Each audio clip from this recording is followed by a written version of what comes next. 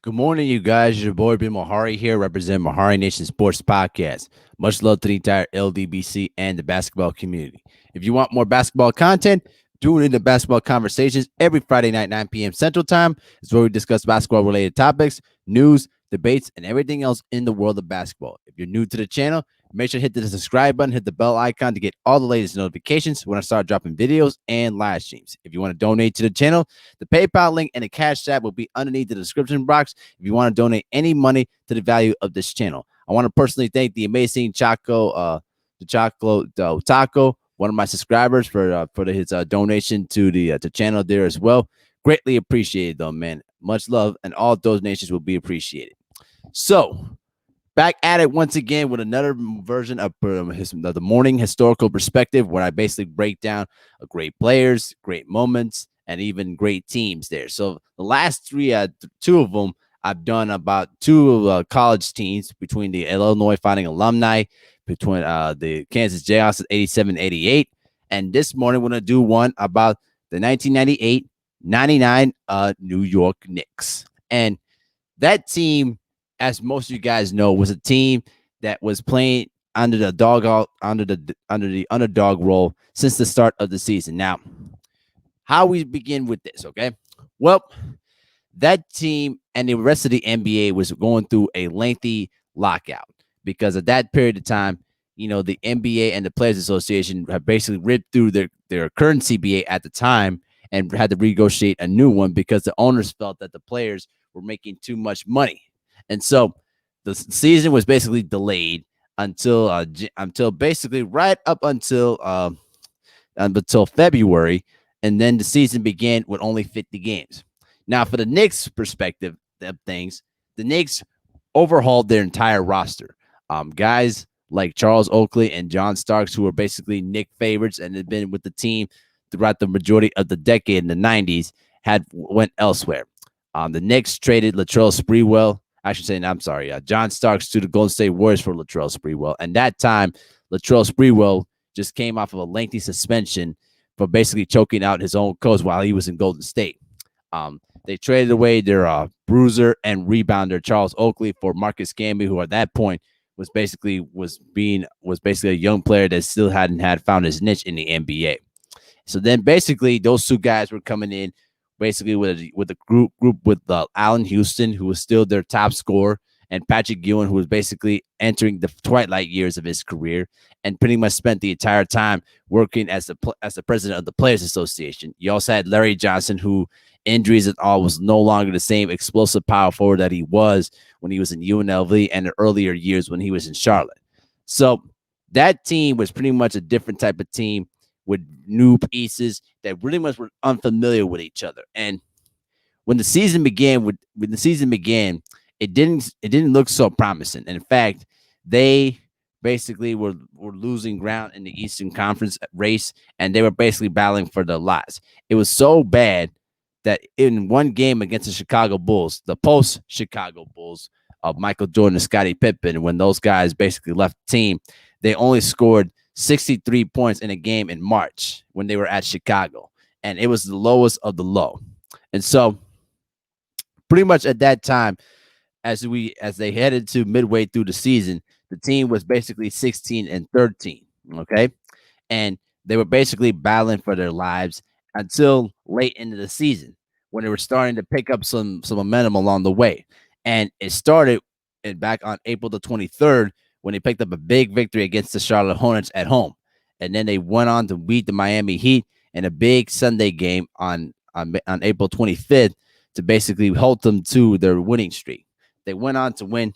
They went on to win at least about 7 games in the month of March. Up to April, up and towards May, which propelled them to the 8th spot in the Eastern Conference with 27 victories. Now, in the first round of that playoffs, they went up against their arch rivals, the Miami Heat, a team that basically had physical confrontations and fights, you name it, galore. And these teams were basically mirrors of each other. And heading into that series, Patrick Ewing was basically playing through a huge, partially torn Achilles tendon that was pretty much on thin legs at that point, and was playing through a very bad Achilles tendon. And that, and many people felt that the Miami Heat were basically going to be the next kings in the Eastern Conference and pretty much going to sweep over the New York Knicks. Well, that didn't turn out to be the case, as the New York Knicks pretty much turned the switch on coming around playoff time. They ended up upsetting the Miami Heat in 5 games, which highlighted to one of the greatest game-winning shots in NBA history by by Allen Houston when he made the running jumper off the back of off the front rim, and it bounced right in that critical game 5. Okay, and one of the big reasons why the Knicks were able to be successful during that postseason was when they played small ball with Latrell Sprewell off the bench and with Allen Houston as the 2 guard, and basically Larry Johnson playing the forward. Okay, they basically played more of a speed game that the Knicks normally did not play, because in the older days under Pat Riley, they used to play more of a half court type of game. But when they had Chris Charles running the point guard in place of Charlie Ward, they pick up the speed and pick up the tempo. And when you add Marcus Camby into the mix, it created much more of a faster pace type of approach to the game that the Knicks didn't had in the earlier years. So they were able to use quick striking plays against their opposition. That was one of the reasons why the Miami Heat had trouble adjusting to that style. Then they moved on to the Atlanta Hawks, and this is where Latrell Sprewell pretty much balled out. The guy averaged about 23 points per game in that Atlanta, and basically in that Atlanta series. And many people felt that the Atlanta Hawks were going to sweep the New York Knicks as well, but it turned out to be the reverse. The Knicks pretty much dominated against the Atlanta Hawks, and the Hawks had no answers for them. And basically, they advanced to the Eastern Conference Finals for the very first time as an 8th seed. Up until that point, no AC that advanced even farther than the conference finals, and the Knicks made it all the way. Now, also consider the fact that that 99 year was a very wacky year, because you got to remember, you were playing 50 games and you were playing consecutive games back to back to back. And the Knicks had issues adjusting to that compact and condensed schedule. But when it came down postseason time, they were ready to go. And they went up against, again, their arch rivals, the Indiana Pacers, the team that has basically been their thorn on the backside for so many years in the 90s. And once again, Knicks were basically labeled as underdogs. And right until the end of that game, the series, Patrick Ewing was still playing through the first 2 games and pretty much was battling everything he had. He was still effective, but you could tell that that Achilles injury was basically wearing himself out. And after game 2, when they basically lost that game, after Patrick Ewing had a chance to tie the ball game, but missed it off of a great pass from Charlie Ward, a football-like pass. All right. Unfortunately, the Achilles tendon injury turned out to be partially torn, and therefore Patrick Ewing was forced to miss the entire postseason with that injury. So with that being said, you enter into game 3, which is one of the all-time great games in NBA history. And it was a game that was pretty much back and forth.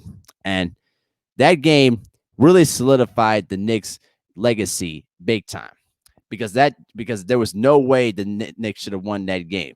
But they rode the workhorse of Larry Johnson during that whole entire postseason, especially in that Knicks series when he basically balled out.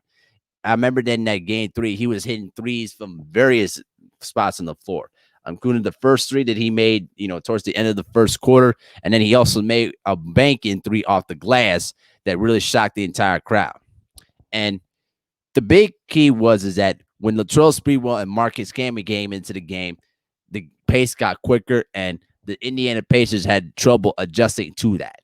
And so the game was pretty much close throughout until 11.9 seconds left, when the Knicks were down by 3 points. And this is what I'm going to talk about, one of the greatest clutch moments in NBA history. The play was supposed to be designed by Allen to get the ball up at a high post and try to break his defender down one-on-one. But Jalen Rose, who was defending the inbound pass, deflected the ball. Thankfully, it was into the hands of Larry Johnson, who was being guarded by Antonio Davis. Clock was running down. He basically went to his left, took basically what was like a step back 3-pointer, and referee Dick Pavetta thought that Antonio Davis pushed off. He got the foul call, and the 3 went in. And I kid you not, the Garden felt like the Garden was exploded. like a nuclear bomb just went off in the entire garden, because we had never seen a game-winning 4-point play in the history of the NBA playoffs up until that point. And you know that it was basically the greatest play of LJ's career.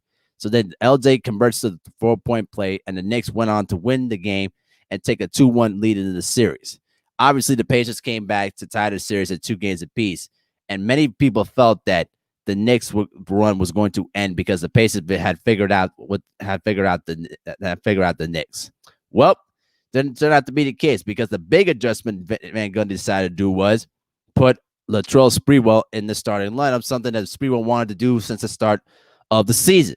And basically, Latrell Sprewell had another phenomenal game when he scored 25 points on 8 of 19 shooting and got to the free throw line 14 times. So my point is that when Allen Houston and Latrell Sprewell and Larry Johnson are basically scoring all three of them together at the same time, along with Marcus Camby contributing off the bench. And let me say this too about Marcus Camby. Marcus Camby was the X factor in that series. He was basically 6'11" and had a skinny frame, but the guy was pretty much everywhere. He was basically blocking shots, getting rebounds, scoring on the break, and he was providing a different dimension that the Pacers had never seen before. And they had trouble trying to guard Marcus Camby. And every game that he played, he improved his scoring, he improved his statistical categories. He was pretty much the X factor that the Pacers could not figure out. And when the series got shifted back to the Garden for Game 6, it was basically another close game up until the second quarter, when Larry Johnson basically injured his knee and was pretty much done for the entire game. This is where Allen Houston stepped up and perhaps played the best game of his career. And if you haven't seen Allen Houston play, go check out his highlights. One of the best sweet shooters, of that time. And you could make a case that he was pretty much an identification of Klay Thompson, but perhaps with better strength and a better mid-range game. But Allen Houston played in a way where I've never seen him that aggressive before. Normally, he's more of a laid-back, type of, player that basically settles in for jump shots and basically attacks in the post. But not on this night. He was full on board attacking the basket and pretty much was handling the entire offense. And, and unfortunately for the Pacers, their best shooter, Reggie Miller, picked the wrong time to have his worst shooting performance of the entire playoffs, shooting 3 of 18 and shooting 1 of 8 from 3-point range for only 8 points. Just a horrible way to close out the year for the Indiana Pacers, as the Knicks went on to advance to the NBA Finals for the very first time as an 8 seed. No team, even now, as an 8 seed, has even made it close to beyond the conference finals. But that 99 season was very weird, because you had the lower seeds that were pretty much better than the higher seeds. But that Eastern Conference was pretty much a weird scenario. And the New York Knicks persevered and battled through every test known to man and made it to the NBA Finals. That's something that's never happened before, and perhaps it will never happen again. Unfortunately, the size and the depth of the San Antonio Spurs between Robinson and Duncan was just too much, and it ended up losing the series in 5 games. But each one of them games was very competitive up until the end.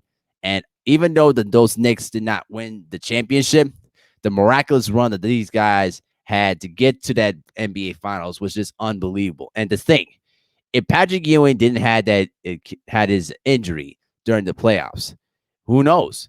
It might have been a good case that the series might have been competitive. But I still think that even if Patrick was healthy and 100%, it would have changed the matchups a little bit.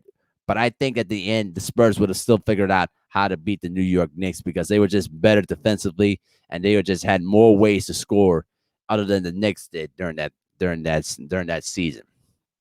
But by next year, the Knicks made it once again back to the Eastern Conference Finals. And then this time around, the Pacers figured out the Knicks and ended up beating them in 6 games to make the NBA Finals for the first time in their franchise's history.